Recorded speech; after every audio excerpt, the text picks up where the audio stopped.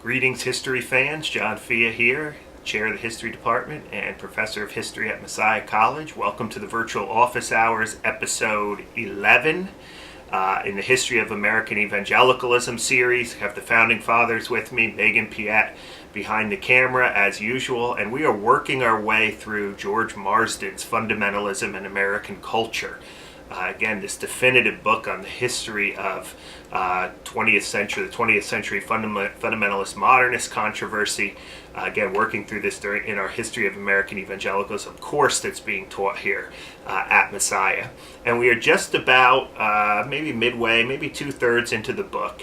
And we have finally reached the 20th century, in which Marsden lays out for us the various ways in which conservative evangelicals at the turn of the 20th century are approaching culture, and American culture specifically.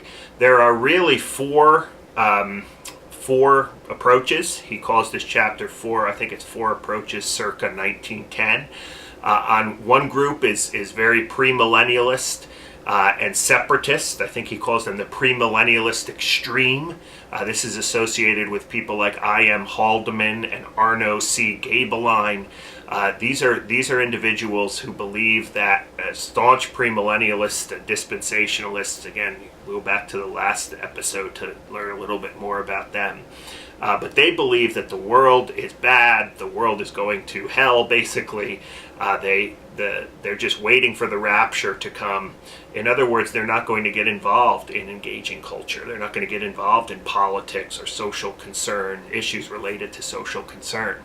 A second group, which is fairly close to the first group, is associated, at least Marsden associates them with the Minnesota fundamentalist William Bell Riley, who has his own little fundamentalist empire there. I really like Bill Trollinger's book on Riley and his fundamentalist empire. Maybe we can get a picture of that title of that book on the screen here.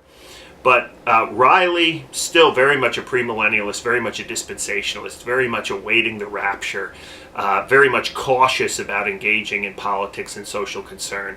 But he's fine with engaging in these things as long as it's done cautiously and with the fact that evangelism, saving people's souls, and preparing for the end times is the primary objective of a Christian. The third category, or the third group, is associated with William Jennings Bryan, the three-time failed presidential candidate on the Democratic Party. Bryan, an economic radical in some ways, but he also represents the old, early 19th century postmillennialists. In that sense, he does not uphold the idea that the world is getting increasingly bad and we should just be waiting for the rapture of the end times. Certainly, history is moving on a trajectory towards the second coming of Jesus Christ, but Jennings Bryan is very interested in engaging the culture, particularly capitalism, politics, and trying to build a Christian civilization in the United States. More about him a little bit later in the book and maybe a future episode of the Office Hours. And then finally, you have this Presbyterian model, this transformation of culture. In some ways, Marsden portrays it as something very similar to the Dutch Reformed view of transformation of culture associated with Abraham Kuyper.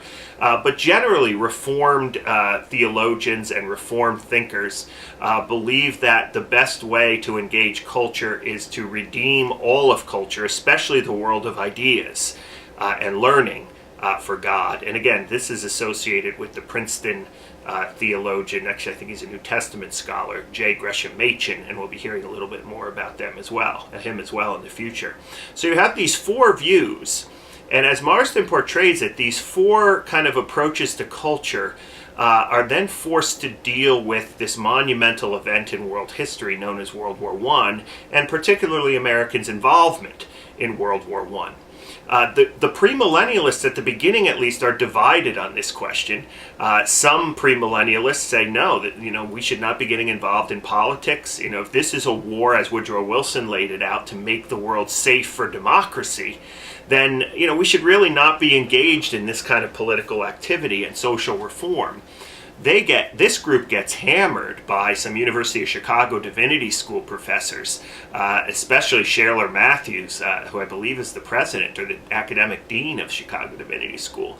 How can these premillennialists not support American involvement in the war? This is a war for democracy. This is a war over making the world a better place, improving society. Again, a very progressive, kind of liberal approach.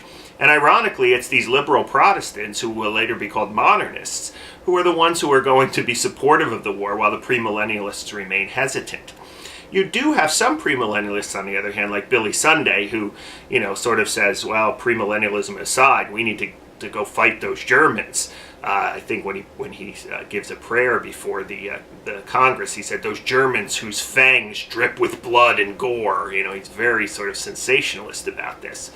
In the end, Marsden argues, it is German higher criticism, the critique of the Bible associated with German universities, that in many ways galvanize all of these groups together. It convinces the premillennialists, even the extreme premillennialists like William Bell Riley or even Arno Gaebelein, to come and support American involvement in the war. Ultimately, fundamentalism then becomes a movement following the war. It's always going to be a movement, Marsden says, against wrong doctrine. But that wrong doctrine, especially as it relates to the Bible, is going to be associated as well with Germany. And thus, you're going to see this rallying together of all of these conservative evangelical groups to support the war. This forms this movement known as fundamentalism. It gives them this kind of militant edge as they approach the 1920s. And that's where we'll pick it up on the next office hours. Thanks for watching.